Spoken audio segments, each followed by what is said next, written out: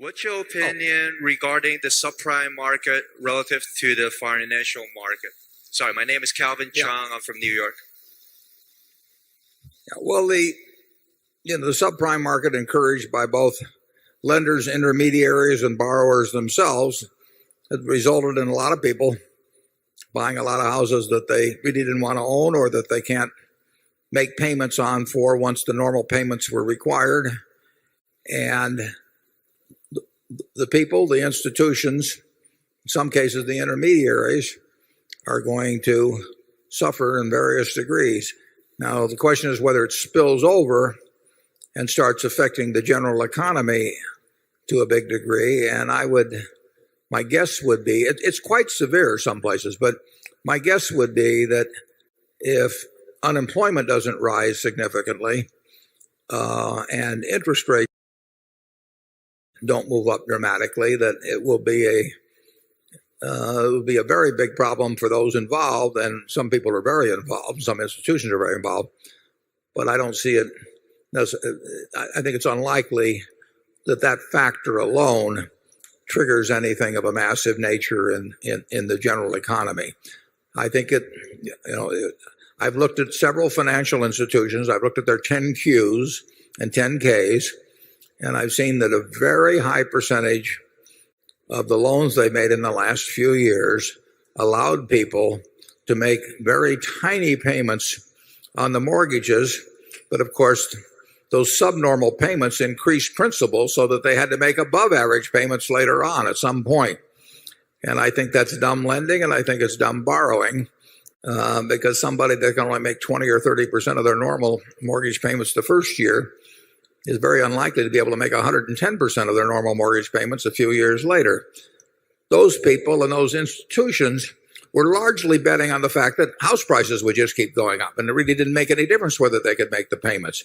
And that worked for a while until it didn't work. And when it doesn't work, you have an abnormal supply of housing coming on the market, similar to what happened in manufactured housing, the business we're in 6 or 7 years ago. And that changes the whole equation. From people on the demand side, you no longer have people thinking they're buying something that's bound to go up. And then you have the supply coming on for the people who were anticipating that before and really don't want to own the asset unless it's going to go up. So you'll see plenty of misery in that field. You've already seen some.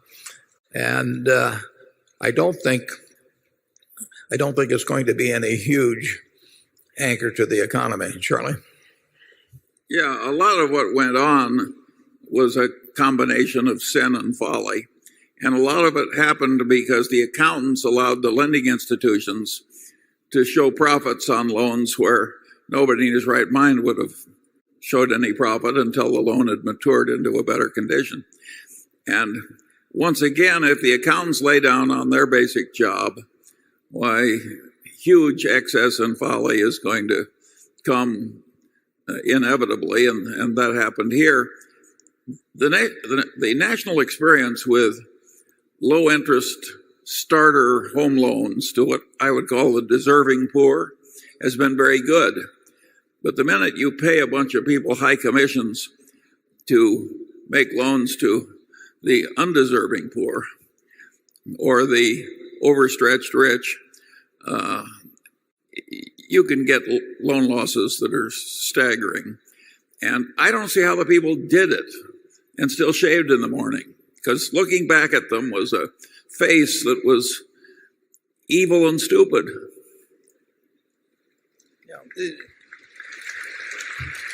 You've seen some very interesting figures in the last few months on the percentage of loans where people didn't even make the first or second payment, and that shouldn't happen. That happened incidentally.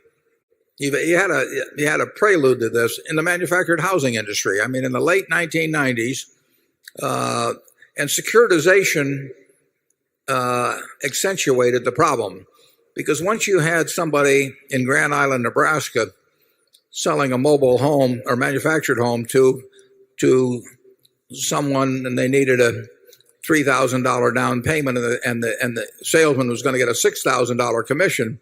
Believe me, you start getting some very strange things going on. Now, if the person doing that had to borrow the money in Grand Island, the chances are the local banker would have seen what was happening and said, we don't want any of this where the salesman fakes the down payment and all that.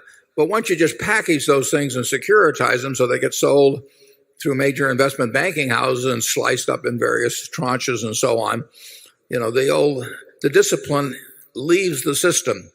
And securitization really accentuates that. And we have had that in subprime loans, just as we had it in manufactured housing 6 or 7 years ago.